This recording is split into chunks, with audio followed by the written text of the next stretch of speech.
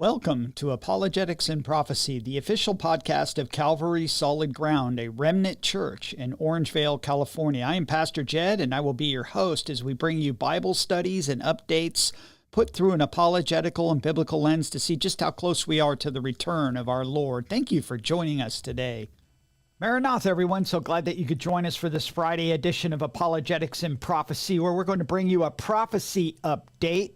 But before we begin with this week's stories, I just want to invite you, if you have not been following along the teachings at the church I pastor, Calvary Solid Ground, this coming Sunday we'll be looking at who or what is the fig tree. So if you're in the Sacramento area, you're looking for a Bible teaching church like most of the ones that you guys watch here on YouTube, you're more than welcome to join us.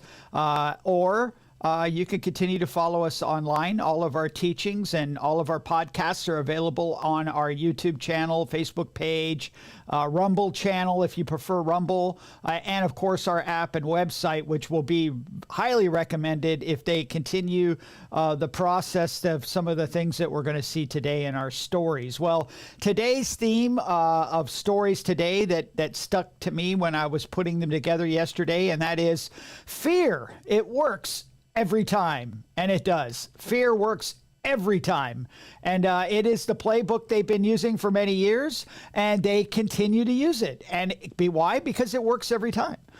You get people scared enough, they will give in to anything to not be afraid. And that's why the Bible says 365 times throughout the Bible tells you not to be afraid, to do not fear, fear not, and all of those different, one for every day of the week. And why would the Bible need to tell us that many times? Is because fear is what directs mankind, and unfortunately in the wrong direction. And as we see today, we see many of these stories today where they're going to continue to use fear because it works every time. And of course, a couple scriptures to remind us of what's coming, the type of fear that is coming upon the earth. And if that's coming, then we can know that the underlying sentiment of it is going to be building as we get closer to the rapture of the church in the day of the Lord.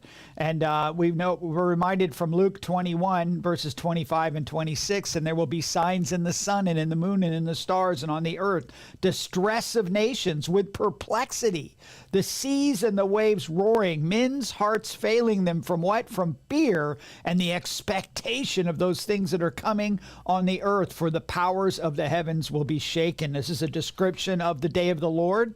The 7-year tribulation period is something you do not want to be around for. And this is exactly a great description of what it's going to be like all over the globe during this 7-year period. And of course, Isaiah 13, 6 through 8, a parallel passage to that, says, "Wail, for the day of the Lord is at hand. It will come as destruction from the Almighty. Therefore, all hands will be limp. Every man's heart will melt, and they will be afraid." They'll be in fear. "Pangs and sorrows will take hold of them. They will be in pain as a woman in childbirth." There's that childbirth language, beginning of sorrows language. "They will be amazed at one another. Their faces will be like flames." And so if that's what the tribulation period is going to be like, the day of the Lord, what do we expect to see marching up towards that time?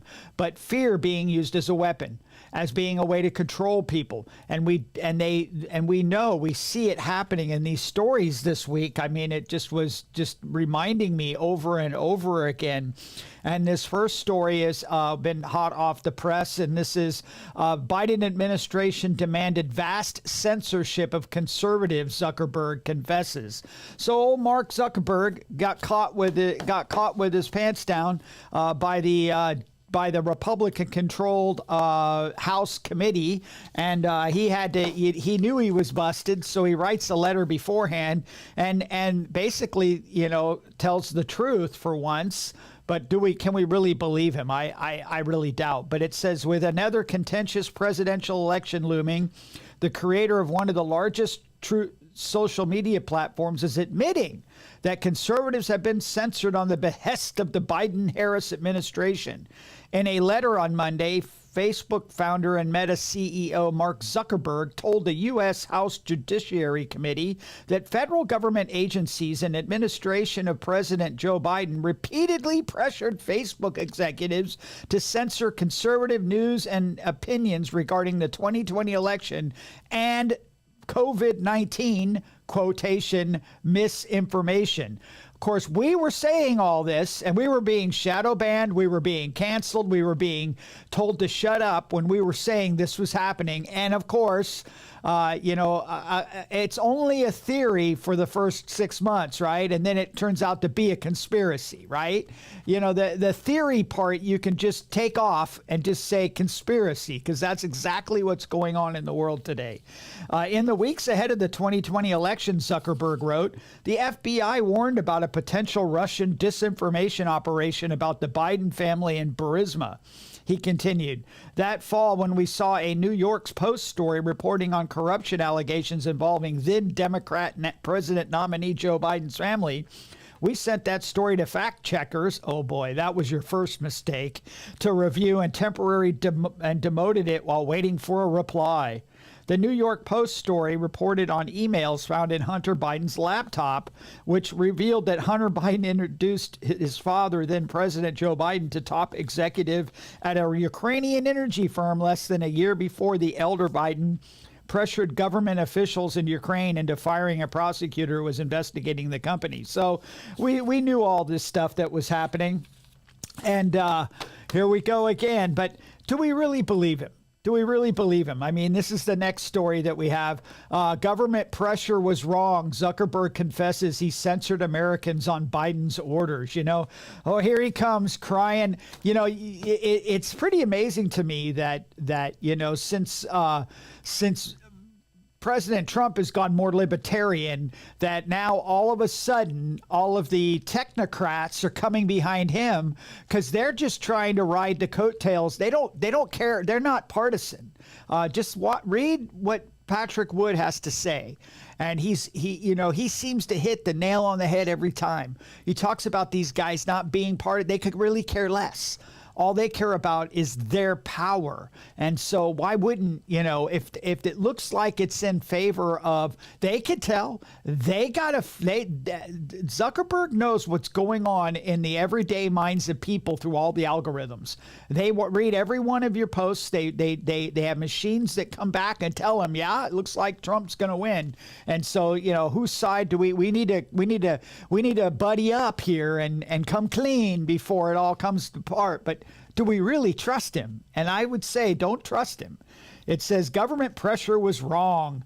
We made some choices that, with the benefit of hindsight, new information we wouldn't make today. Yeah, I'm not believing that for a moment. He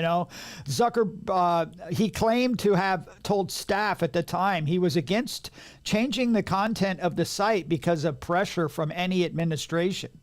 Now he's saying, well, I was pressured. I wasn't really into it. Stop. Isn't this the guy that spent $400 million on campaigning against Trump in 2020? Ballot harvesting, changing the vote, all of this stuff that he was doing in all these swing states? Come on. In a letter, he also claimed that his cash handouts were intended to be nonpartisan. Stop! He confirmed that some people believe this work benefited one party over the other. It did. White House statement justified Biden's pressure on Zuckerberg. A White House statement. When confronted with a deadly pandemic, this administration encouraged responsible action to protect public health and safety. Our position has been clear and consistent. We believe tech companies and other private actors should take into account the effects of their actions have on the American people while making independent choices about information they present, meaning we need to censor. Don't let Americans think for themselves. It's the government that has to tell you what is true and what is false, because we know all this opposite information messaging that came out was wrong, and we were helping the people. And this is the lie that they're going to tell, because we were in a pandemic. We had to protect the people. They needed our help, because they're using fear to stir all this up. And what do we continue to see? This story here came out this week, and it's been hot on the press, and that is Telegram CEO Pavel Durov indicted in France. This is the guy who started Telegram, right? French authorities have indicted Telegram founder Pavel Durov on multiple charges, including spreading child abuse images, drug trafficking, and failure to comply with law enforcement requests. See, he wouldn't let them censor his site. And of course, there's going to be bad actors when you have a free platform used to communicate with each other. That's what Telegram's for. It's to communicate. It's to send a telegram to one another. And you can have your friends, and some of these people are bad actors. They do bad things. I mean, that's just the way that the world works. But I mean, are we going to go arrest Alexander Graham Bell because he invented the telephone? And, mobs use the phone to call hits on people. Is that Alexander Graham Bell's fault? No. And so we're in this new world of information, but where everybody has access to it, and the governments do not like it. So they throw all this stuff out here to try to get people. Well, look, he was promoting child porn. He was not himself personally, but they're trying to pin it on him because it was his platform that did it, right? And not to mention, let's not talk about Facebook and Instagram and all the child porn images that they were selling online that they didn't do anything about. Now, nobody went to jail for that, and they should have, And so it says the court placed Durov under court monitoring under the terms of his judicial supervision. He's not permitted to leave France. He was ordered to post bail of equivalent of $5.5 million. Officials in Paris also said Durov must appear at a police station twice a week. So it's just ridiculous. This guy was a Russian national. He wanted to provide a platform for free speech to against the propaganda that his country in Russia was promoting. And in order to do that, he had to open it up to everybody. And now he's being deemed guilty. It's really the only place that we can go to get true news about because we don't know how long we can trust X. I mean, and so, this showed you what's going on. And then, of course, this story came out right after that, and that is Rumble CEO escapes France after Telegram CEO is arrested for not censoring free speech, vows to fight French tyrants in courts for right to freedom of expression. The Rumble guy, we're on Rumble, and Rumble is a place that, our Patrick Wood study is still up there. YouTube took it down and dinged us for it, but Rumble, it's still there and got many views, and people, and the algorithms aren't shadow banning our stuff there, but listen to this guy. Rumble CEO Chris Pavlovsky announced on Sunday that he has escaped France and departed communist Europe. This guy, who runs one of the largest social media companies in the world in Rumble, has always vowed to make his platform an oasis for free speech, unlike the far-left tyrants at Google and YouTube, who allow leftists to spew unlimited amounts of lies but will not allow conservative voices a voice on the platform without restrictions. How many people do we know that have been removed? Like Dan Bongino, been removed from YouTube. Just completely removed. All his videos gone. His channel disappeared like it was never there. Many people this has happened to, and it's just crazy. He wrote on X, I'm a little late to this, but for good reason. I just safely departed from Europe. France has threatened Rumble, and now they have crossed a red line by arresting Telegram CEO Pavel Durov, reportedly for not censoring speech. Rumble will not stand for this behavior and will use every legal means available to fight for freedom of expression, a universal human right. We are currently fighting in the courts of France, and we hope for Pavel Durov's immediate release. And so, this has been going on for a while. I don't know if any of you guys watch his channel. That is only available on you have to go to a browser and type it in, hischannel.com, and watch it through the browser because they've been canceled from Apple and Google for years because of their stance on, their biblical stance against homosexuality. And they were taken and canceled a long time ago. And the only reason why his channel has its far reach is because they started in the 90s before all these apps existed, and they built their own infrastructure. They have their own servers. They have everything on their own, and they can stream the gospel and the truth into nations all over the world. And they are hated.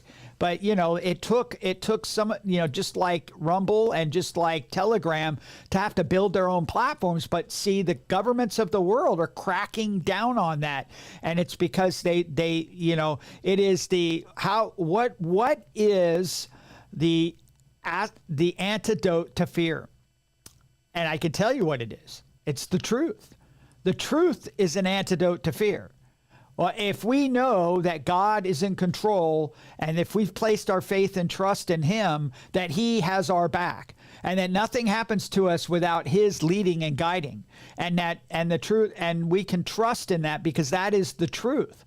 But the world, wants to control us with fear by spreading lies about the fear, that it's worse than it is. And if there's somebody out there with the truth, with information to quell the fear, to get people to think for themselves and realize there's no reason to fear and give up their freedoms, then that is a threat to their authority, and they want to get rid of it. So here's a post that I shared this week that kind of gives us an outline of where we're at right now that's happening on a global scale. And that is UK mass arrest citizens for what? Memes that they post online. France arrests founder of Telegram. That's what we just read. Ireland tries to ban mean memes. If you say anything that they deem mean, they're going to arrest you or ban you from sharing. Brazil has forced X to flee the country. Australia tries to censor X post. EU tries to blackmail Elon Musk and Rumble, as we just found out. DOJ jails someone for a meme. Now, that story was out a while back ago. We talked about that. They did arrest somebody for something they posted on social media. And then Maduro blocks all access to X. And of course, Maduro is a dictator who cheated in the election and put himself in power. Not something that we're familiar with here at all, but it happened. And so, but where is this all coming from? We have to understand what's coming, and we talked about this before, but I thought I just would remind you that what is happening in the EU will come here eventually. They're trying to get it done here, but that stinky old, awful, dirty First Amendment keeps getting in the way. Gosh darn it. But this is what they promote, and this is from the European Union's website, a strengthened EU code of practice on disinformation, and these are rules that they put in place. This is the thing that they're trying to do, and they're pressuring companies to abide by because they signed it into law. This Disinformation Misinformation Act of EU, and it says here, disinformation harms our society by, and check this out. This is their description of eroding trust in institutions and media. Oh, well, we can't. Yeah, that's already happened to Google and YouTube. Anybody that knows anything knows that we have no trust in Google anymore, right? So it's always the opposite. They're always telling you what they're doing. And it's funny, right? Putting elections at risk. Well, didn't we just read Zuckerberg? Didn't he suppress information that was responsible for put our election at risk in 2020? Hampering citizens' ability to make informed decisions. Now, wait a minute. By keeping information from people, I thought making an informed decision happens when you have all of the information set before you and you can research it all yourself and make a decision, an independent decision on yourself, what you decide you're going to believe in. But no, we can't have that, right? impairing freedom of expression. Now, I thought part of expression was having a freedom of expression would include a personal opinion, right? Are we allowed to have personal opinions? Because if I come on this platform and I spout my personal opinions about the vaccine, my personal opinions about the J6 fiasco, my personal opinions about the 2020 election, I could have my video removed for misinformation and disinformation. But they're just opinions. They're the way I feel, what I think. And so, you don't sit there. Don't tell me that what you've deemed disinformation is impairing freedom of expression. That's exactly what you are doing. And then get this, during the COVID-19 crisis, false information on vaccines, like they're harmful, and misleading healthcare information, you mean like ivermectin and hydrochloroquine, dangerous hoaxes and false claims and conspiracy theories, you mean like Event 201, endangered public health. More recently, aggressive pro-Kremlin disinformation and war propaganda accompanied Russia's military aggression against Ukraine. You mean like labs in Ukraine and CIA strongholds? No. That's all disinformation, you guys. All of that stuff I just mentioned, that's what they're doing. We're not allowed to do it, but they're allowed to do it, right? And they're always doing what they accuse us of doing. And it's very interesting, and that's where we're headed. And so, like I said, it works every time. And so what do we got? We got an election year, and what do we see? What do we see? Just in time, they are really ramping up the fear for 3 different very frightening diseases. Oh, yes, we're not done yet, folks.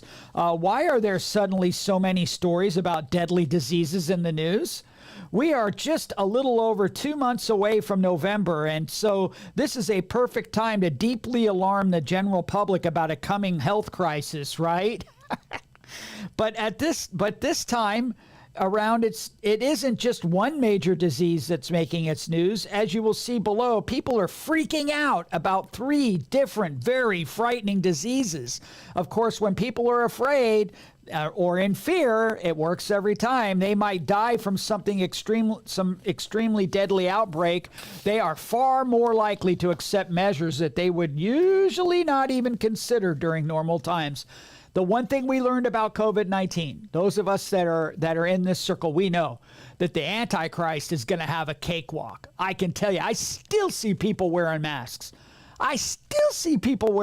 I'm like, come on.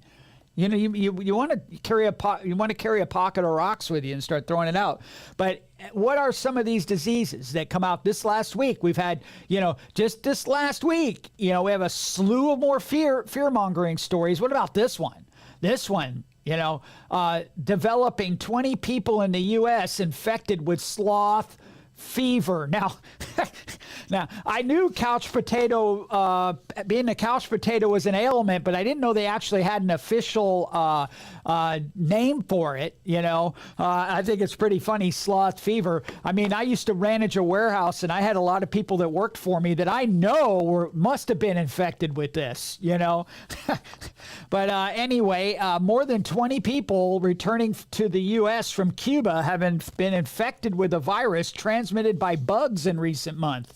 Federal health officials said Tuesday they have Oropacuchi virus disease, also known as sloth fever. None have died, and there is no evidence that it's spreading in the United States, but yet we're putting these stories out here to instill fear, because it works every time, right? But officials are warning U.S. doctors to be on the lookout for the infection in travelers coming from Cuba and South America. This sloth fever is a virus that is native to forested tropical islands. It was first identified in 1954 when a 24-year-old forest worker on the island of Thailand, and it was named for a nearby village and wetlands. So I guess it was sloth over there. I don't know, but they say it's mosquitoes that are spreading it. And very interesting, because we have another mosquito warning here. Again, New Hampshire resident dies from EEE, a rare mosquito-borne virus. Now, of course, we have to add some emphasis to this. New Hampshire resident dies from EEE, a rare genetically modified mosquito-borne virus. Oh, did I just say that out loud? Isn't that Billy Crone showed us about what they did and released a bunch of all the mosquitoes that are in like Florida are all genetically modified now. Very interesting that all of a sudden now there's all these diseases being carried by them, right? Eastern equine encephalitis can cause serious neurological problems, including brain inflammation. Up to 1/3 of people who develop symptoms die. Man, that's, now we really need to be worried, right? And so, fear, it works every time. So what do we have? You blink your eyes and here we go again. COVID surge forces schools to close, bring back pandemic era measures. Schools in 2 states experiencing a rise in COVID cases announced they were closing facilities and switching to remote learning, like that worked last time so well. And have they ever not got it? The kids don't get that sick from it. Alabama and Tennessee, 2 states that weren't really affected that much by COVID, right? Announced the closures of 2 schools, infecting more than 1,000 children, just days into the new academic year, with officials saying the virus had forced them to shut and carry out a deep clean, Like, you really think that's going to work? How many noses do we need to swab to remember that the PCR tests do not work? And I know that from experience, guys.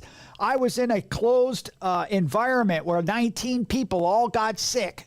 They all had the same symptoms. They all had the same bug. And everybody got swabbed, but only 2 were positive for COVID. And they went ahead and sequestered the 2 and left the other 17 out in population. They all had the same sickness, which was just a flu bug. And yet, we had to swab everybody and trust the 2 had COVID and the other 17 didn't. Stop it. Stop it. And why are we doing all this? Because it continues to it gets a culture of compliance. We're conforming the world into a culture of compliance. It's preparing the hearts and minds of the world for the fear that's going to come when literally all hell breaks loose after the rapture. That all hell is going to break loose on this earth, and people are going to be they're willing to do anything to bring an answer to it. And that's when Mr. Fix-It will come on the scene and fool everybody into thinking he is the guy to give them all their authority to. And it's not going to be good. And we know what happens because the Bible tells us. And so, but check this out. Check this out. We got this story, keeps coming up again, and it says Fauci wants to bring back masks after contracting COVID despite being vaccinated 6 times. I need to ask him, how many this time? Is it 4, 5, or are we just going to wear a helmet? I mean, come on. I mean, says Dr. Anthony Fauci is again recommending that people don face masks as COVID cases rises. The number of infections is increasing as part of another summer surge, even though hospitalizations and deaths from the virus remain at historic lows. It's not dangerous at all, right? On Monday, the former director of the National Institute of Allergy and Infectious Disease said the message is that if you're at risk, if you're in a risk category, you have to take this seriously. The 83-year-old told people with comorbidities and seniors you should be wearing a mask in crowded places. And after they've already said they don't work. And this is the same, that shows you how much of a liar he is. He'll tell you, oh, we don't have any science behind it, but yes, you should wear them. And remember, it was 1 mask, then 2 masks, then 3 masks. A tight-fitting mask after he had said, well, don't wear masks. I mean, come on, what do we, this guy is something else. But just this video, just by way of reminder for us to remember. I got infected about 2 weeks ago. It was my 3rd infection, and I had been vaccinated and boosted a total of 6 times. Yep, 6 times, 6 times. And I wonder, this just a matter of opinion, YouTube. Maybe this might be connected to it, and I probably think it is. That's my opinion, is West Nile hit Dr. Fauci like a truck. Here's what we know about the virus. Maybe you didn't know that immediately after this video, our famed Mr. Fauci got hit with West Nile virus from, I don't know if it was one of those genetically modified mosquitoes or not, but we don't know, right?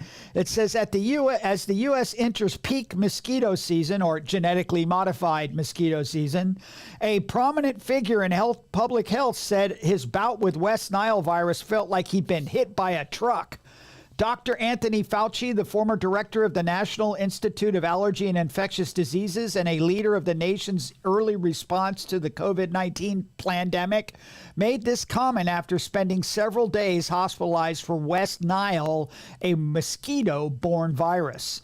On Saturday, Fauci's spokesman told news outlets, including U.S. Today, that the 83-year-old immunologist contracted West Nile and had spent 6 days in the hospital. He has been recovering since. Now, we're not part of the crazy guys online that would think that maybe what we just heard him talk about in the video has anything to do with possibly having immune deficiency syndrome from those things, and might actually have led to this severe case of West Nile. I mean, we're not saying that's possible, but you get the picture. You know what I'm saying. And this next story kind of proves the point. We're going to have to kind of tell you in code because we don't want to get kicked off this platform. But this is a WND story. This isn't conspiracytheory.com or, you know, we don't like Fauci.org, but this one here is bone-chilling data, says that, you know, the pandemic jabs triggered explosive surge of kidney failures. You know, this is stuff we've been talking about for a while. It says a leading data expert has issued a bone-chilling warning after reviewing the numbers and causes of deaths across America since the pandemic and the jabs, now proven to have many dangerous side effects hit Americans. A report at Slay News explains that this guy, a renowned statistician who found an explosive surge in deaths from fatal kidney conditions following the advent of the jabs. The report said that he calculated that there had been 155,000 excess deaths caused by acute kidney injury, AKI, since late 2020 in the United States alone. So that's only one of many of these studies that have been done. And the data doesn't lie. I remember Fauci was lying to us about how we follow the science and follow the data. Our recommendations will follow the data. It's data driven, and all the data is against them, and they pretend like it's not there. And it's just amazing to me how only, you know, the figures only work for them when it's on their side. But as soon as the figures are opposite, then they don't use them at all, right? And it shows you that, you know, that they're trying, you know, with the whole disinformation and misinformation, they understand whoever controls the information will rule the world, because we need information to get by. And that's why when the United States became a country, that's why the freedom of the press was a big thing. It wasn't just freedom for the news. It was a freedom that somebody could own a printing press and print whatever they want. Because in England, in Great Britain in the 1600s, they made it illegal without a permit to own a printing press, because they didn't want the printing press to print misinformation and disinformation.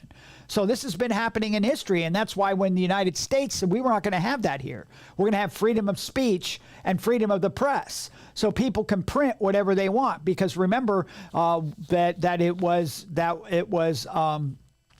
Benjamin Franklin that was printing all of these materials that were being, you know, getting people to think for themselves and stuff. And, you know, a lot of it, you know, is kind of mute today, but it's kind of the same thing that happened then is happening today, but only with our source of information, which is the internet. And so we see that happening. And of course, what do we know that's coming? This shouldn't surprise us one bit. We're telling you guys to keep an eye on it. It isn't going away. And this is European vaccination card will be piloted in 5 countries. This is from EU's let me see. What am I doing wrong here? There we go. And a European vaccination card will enable informed vaccination, including, according to experts working at EUVABECO project. Latvia, Greece, Belgium, Germany, and Portugal will pilot the new tool from September. Now, I'm traveling to Greece in October, and I sure hope they don't go asking me for one of these things, because I don't want one, and I'm not going to have one. So I might have to stay on the boat. We'll see. But we'll just be in prayer about that, because a bunch of us are going. As Europe transitions from emergency measures to long-term COVID-19 management, there is a critical opportunity to strengthen resilience and increase preparedness for future health threats. The European Vaccination Beyond COVID-19 project, that's the EVABECO, seeks to leverage this momentum by initiating pilot projects to develop the test implementation plans for tools that support both routine and crisis vaccination processes. Introducing the European Vaccination Card.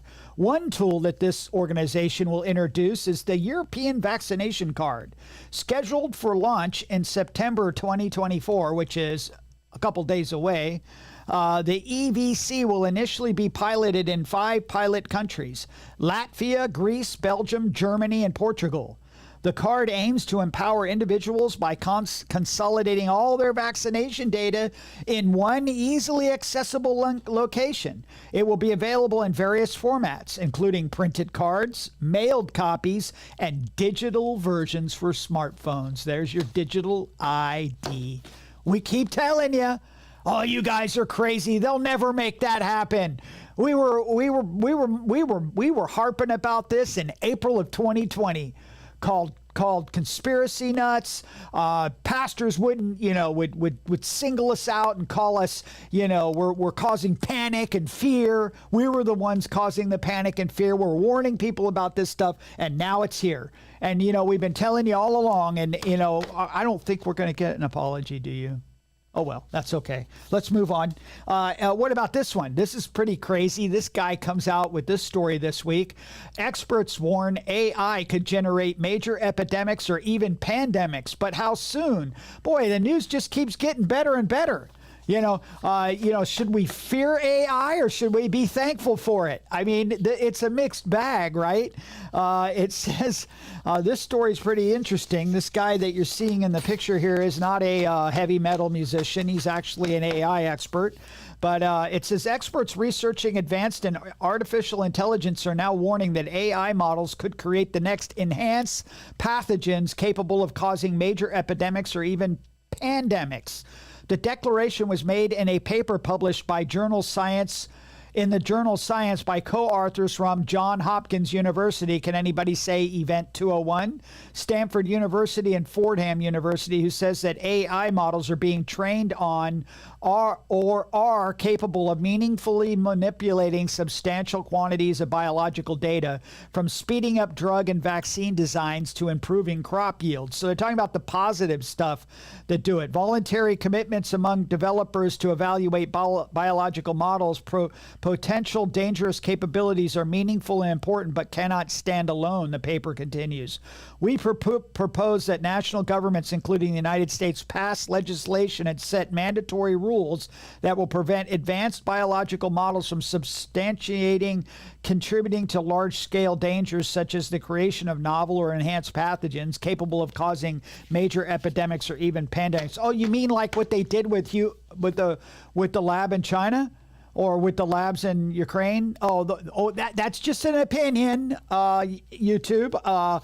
It sounds like they've already been doing that, so I'm not going to hold my breath about any legislation. And so stoking, what works every time is fear. And so we've been hearing this story over and over and over again. Russia warns the United States is at risk of World War III. It's like they keep saying it over again. Do you know this is the 4th week in a row that we could be reporting on here that Iran is set to attack Israel in the next 24 to 48 hours? I don't know how anybody can say that from the State Department with a straight face. Oh yeah, we have knowledge every couple days. We have knowledge that they're going to attack in 24 to 48 hours.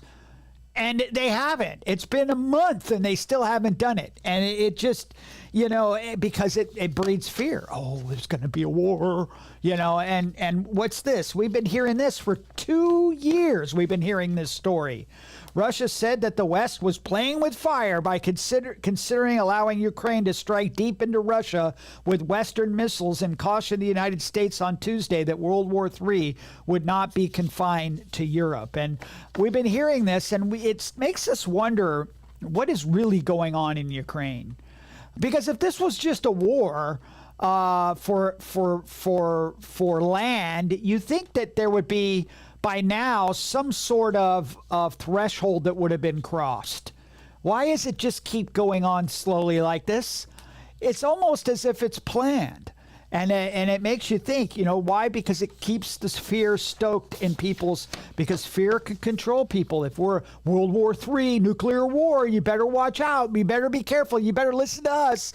We got to have martial law because, those bombs are coming in 24 hours. Nukes are going to be on their way. And days and weeks go by, and all they've done is taken all our rights from us. And that's exactly what the Antichrist is going to do, you guys. And we read about it. We just read about it. So, if we're going to take Russia seriously about, nuclear war, World War III, do we need to, what do we need to be doing with our military? What do we got? We got this story that comes out. Biden nuclear security official called for queering nuclear weapons. You can't make stuff like this up. This is how bad our current administration is. It's bad enough we got people that are in his administration that are men dressed up like women. That's bad enough. It's one thing to support men that want to be delusional and dress up like women, but to actually appoint them into places of power is crazy. But this is no different. Listen to this.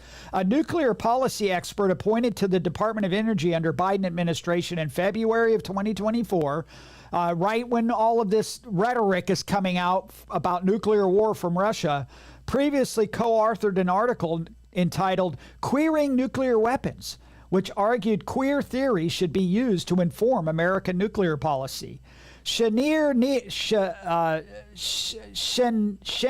Nar, I'm not even sure if that's their real name, works as a special assistant at the National Nuclear Security Administration, the agency responsible for maintaining the safety and security of America's extensive arsenal of nuclear weapons.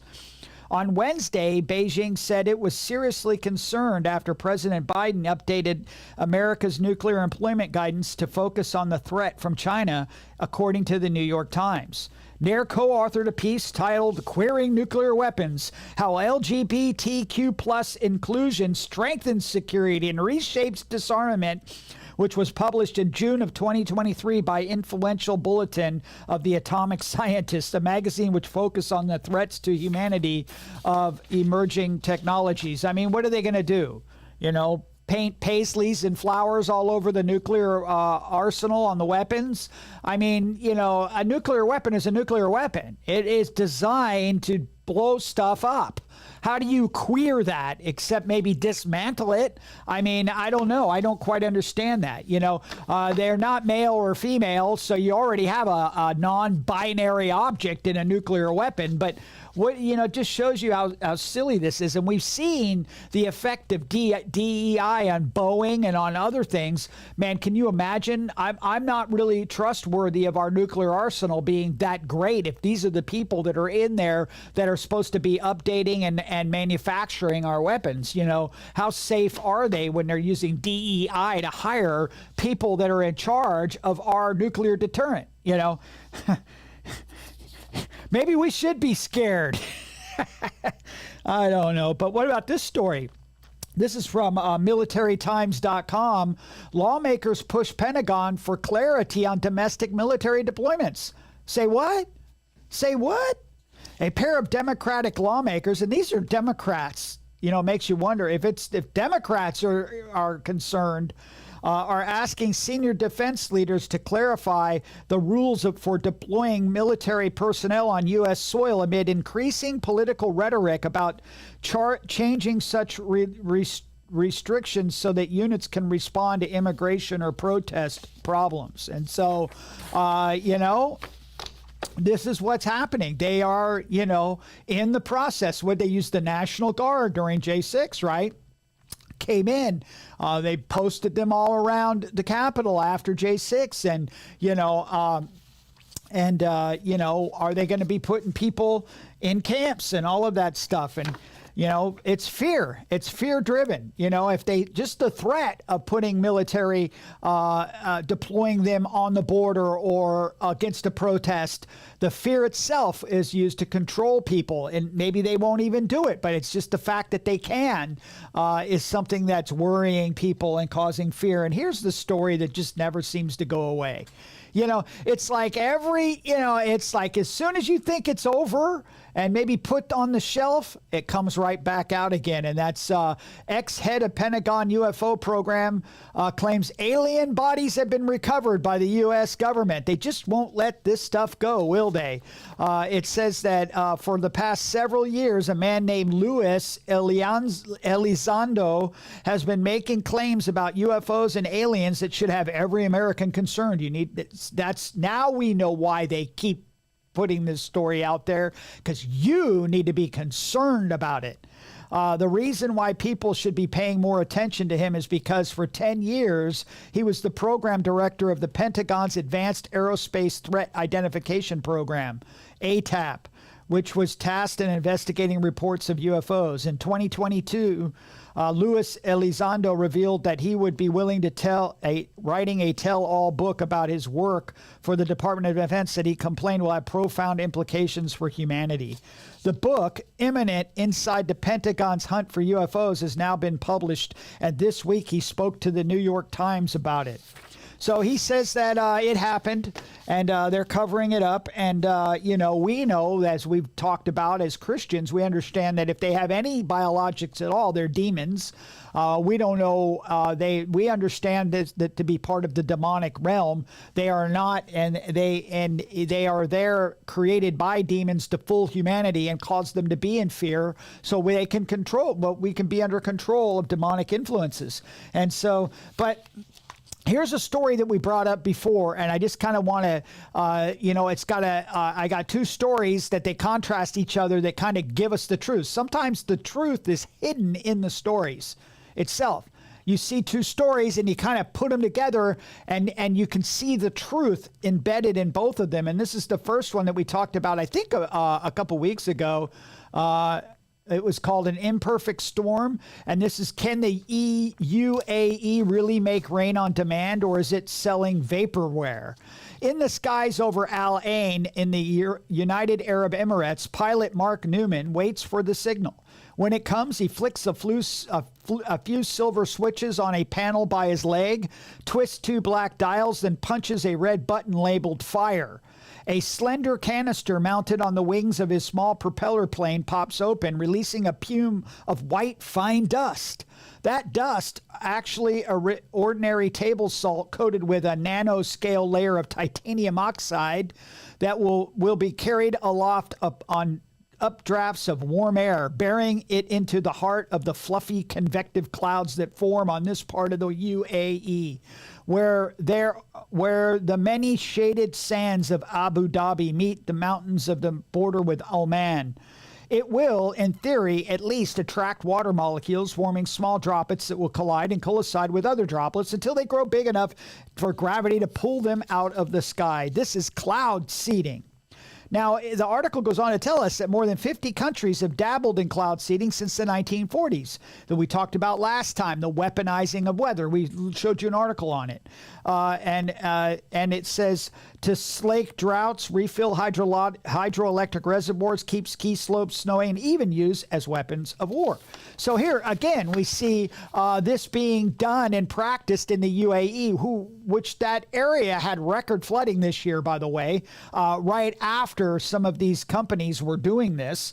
But then we saw this article, and I want to show you that because look at this article that comes out, and we put them two together. It says new study suggests climate change will make hail bigger and more costly. So they're blaming the chaotic weather that we've had after what we just read about happened on climate change. So now it's starting to make sense, isn't it?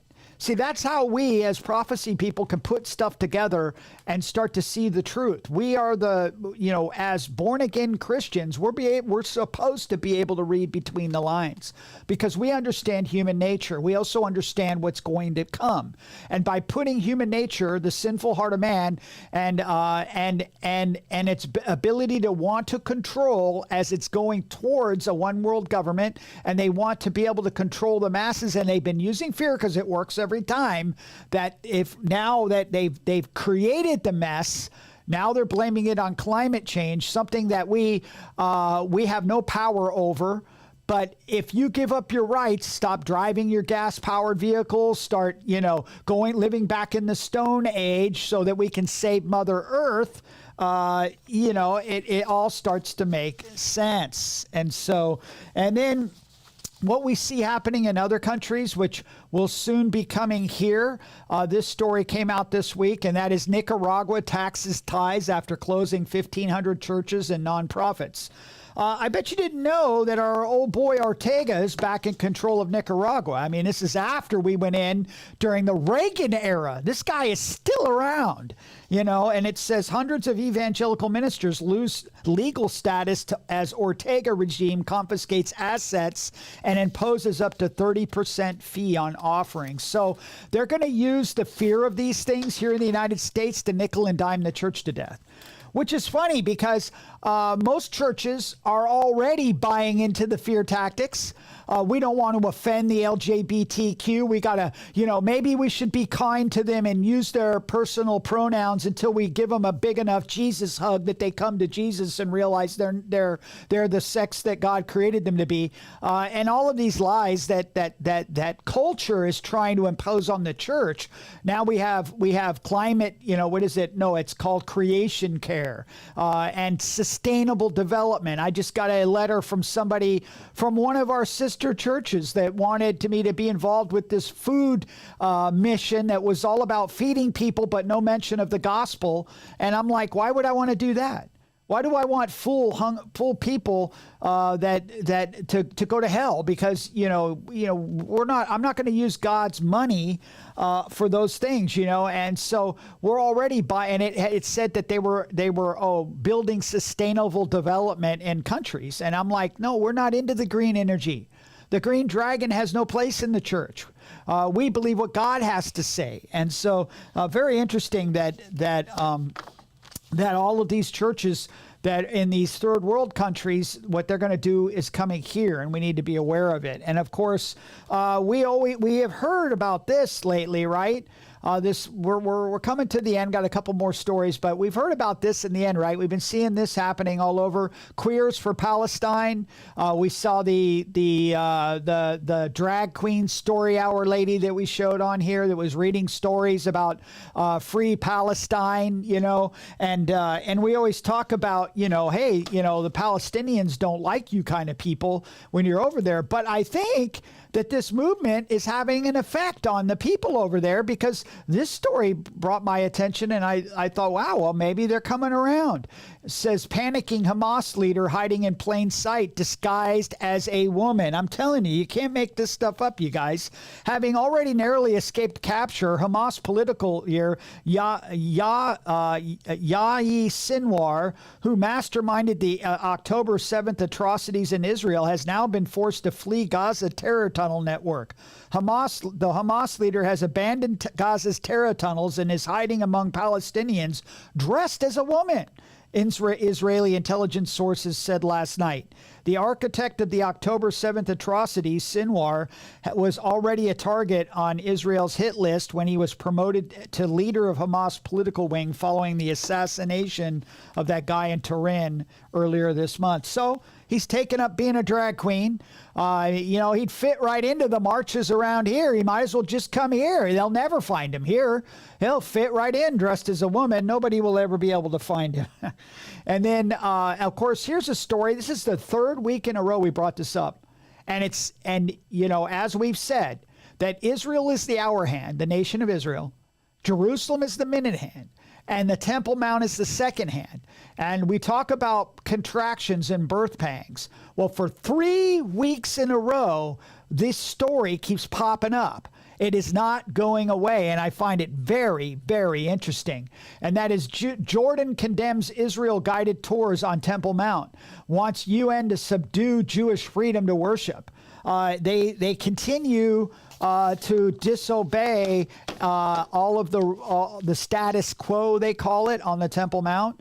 And it says Jordan, and then now these world leaders are coming out against it, right? Jordan's deputy prime minister and foreign minister has called for immediate action from the UN Security Council, as Israel calls them, the United Nothing, and global community to halt Israel's action that he deems illegal and disruptive to the historical and legal status quo Jerusalem's sacred sites. So they say that for the first time since the summer of 1967, Israel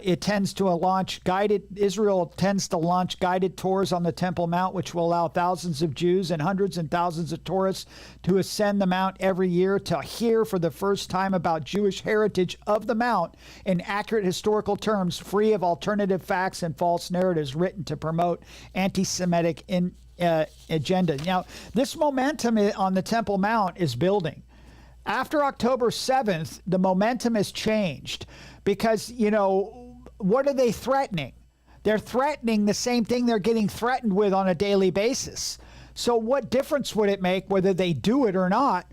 Because they're already living under the same threat, and they're threatening by going up on the Temple Mount, by praying on the Temple Mount, by, even building a synagogue on the Temple Mount. We know eventually build a temple, because check out the most popular patch that the soldiers of the IDF are wearing right now. Very interesting. It says this is one of the most popular patches on the arms of Israeli fighters in the Gaza Strip. The Temple Mount badges that say we are headed to Jerusalem and are seen with the images of the third temple. So isn't that amazing? This is the most popular patch. This is the momentum that's happening because all the threats that they're living under the same threats they've had for years if they do anything on the Temple Mount. So they might as well do it now, they're thinking, because they're living under the threat anyway. And so what difference would it make? October 7th has already happened. What they've threatened to do by building a temple on the Mount or, restoring worship on the Temple Mount has already happened. So to them, you have to think like their logical thinking is we might as well do it. And so the Ben-Gvir continues on. This is 3 weeks in a row. We've been seeing these stories. And now the U.S. is stepping in and saying Ben-Gvir sowing chaos, undermining Israel's security with Temple Mount remarks. Of course, this is just another story to show us how anti-Israel the United States really is. Oh, they try to play it. You read the Democrat National Convention, they're pro-Israel against the October 7th attacks, but yet they're pro-Palestinian. But that's all talk. In action, we can see from this story. It says State Department reaffirms commitment to preserving the historic status quo. Here we go again, where the Muslims get to pray, but the Jews don't get to. At Jerusalem's holy sites, as far-right minister asserts Jewish right to prayer at Flashpoint compound. The Biden administration on Tuesday accused National Security Minister Ithamar Ben-Gvir of sowing chaos and undermining Israel's security in the harshest critique yet of the hardline cabinet member. Israel's security is already at threat.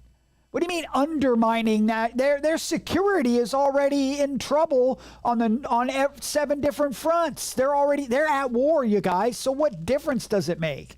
The statement from State Department spokesman Matthew Miller came after Ben-Gvir comments earlier this week expressing support for the establishment of a synagogue on the Temple Mount, with the Otzma Yehudit party leader responding enthusiastically in the affirmative when asked during an interview if he would put a Jewish house of worship at the Flashpoint site if he could.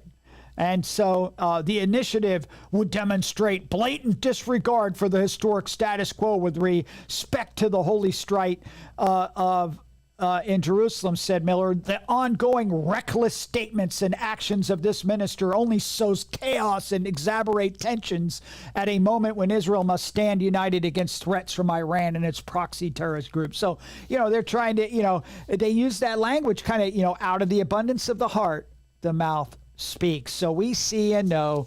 And then finally, this last story is pretty amazing. If you didn't hear about this, but just goes to prove that your Bible can be trusted. And that's Israel archaeologists discovered unique ancient seal affirming biblical account of Jerusalem 2,700 years ago. Pretty amazing. It says the stone ring indicates a multi-natural culture thriving in ancient Jerusalem. And notice here's a couple pictures of it. That one's pretty good right there. And then you can see this one right there.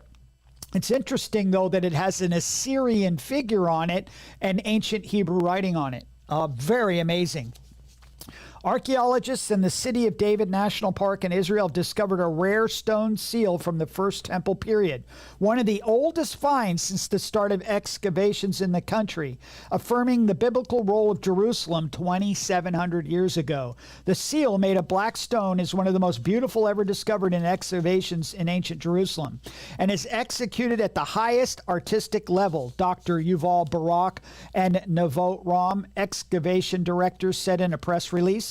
Barak touted the piece as evidence of reading and writing abilities, again important, on a wider scale than previously thought during the period. The figure of a winged man in a distinct Neo-Assyrian style is unique and very rare in the glyphic styles of the late First Temple period, he added.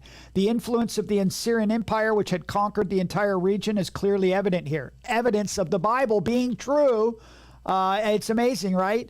The seal depicts a winged genie in the style of the Neo-Assyrian Empire, which the excavating team argued showed the influence of the empire of the region in 7th and 8th century, which goes right. Your Bible, go read it all about it. Hezekiah, with the Syria and all of that, Sennacherib.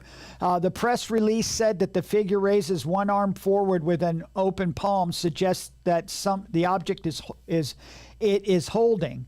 On both sides of the figure, an inscription is engraved in Paleo Hebrew script, Le Yehu Ezer ben Hush Ahayu. That release continues that the name Yehoezer is familiar to us from the Bible, First Chronicles 12:7 in its abbreviated form, one of King David's fighters, while also stating in the book of Jeremiah 43:2, describing the events of this very period, a person is mentioned with a parallel name, Azariah ben Hoshea. The two parts of his first name are written in reverse order to the seal's owner name, and his second name is the same, appearing in its abbreviated form. This writing form in the text fits the name on the newly discovered seal, and it is thus appropriate for this time period. So there we go. Again, proving the Bible to be true. And if the Bible is true, that means that Jesus really did come. And if Jesus really did come, he really did die on a cross. And more importantly, he was buried, and 3 days later, he really rose again. That means that he is exactly what the Bible says, that he is Lord God and Savior. And that is good news, that we can trust in the exact and in the right written word to be accurate, authoritative, inerrant in every way, and can be trusted. And so, but just, they want to cause fear. They want to use fear because it works every time. Go to the Bible and you do not have to fear because our trust is in our faith in Jesus Christ. There is no need for fear. Being reminded of that in Hebrews chapter 12 verses 25 through 29, see that you do not refuse him, Jesus, who speaks. For if they did not escape who refused him who spoke on earth, much more shall we not escape if we turn away from him who speaks from heaven, whose voice then shook the earth. But now he has promised, saying, yet once more I shake not only the earth, but also heaven. Now this yet once more indicates the removal of those things that are being shaken, as of things that are not made. The things which cannot be shaken may remain, that the things that cannot be shaken may remain. Therefore, since we are receiving a kingdom which cannot be shaken, let us have grace by which we may serve God acceptably with reverence and godly fear. Why? Because our God is a consuming fire. So who should we fear? We need to fear God. Jesus told us, why do you fear those who can kill the body? And then afterwards have they can't do anything. Fear him who can not only kill the body, but also send the soul to hell. Yes, I say, Jesus said, fear him. And so, if you are living in fear, maybe you are afraid of these things that we talked about. Maybe it's because you do not have a relationship with Jesus Christ.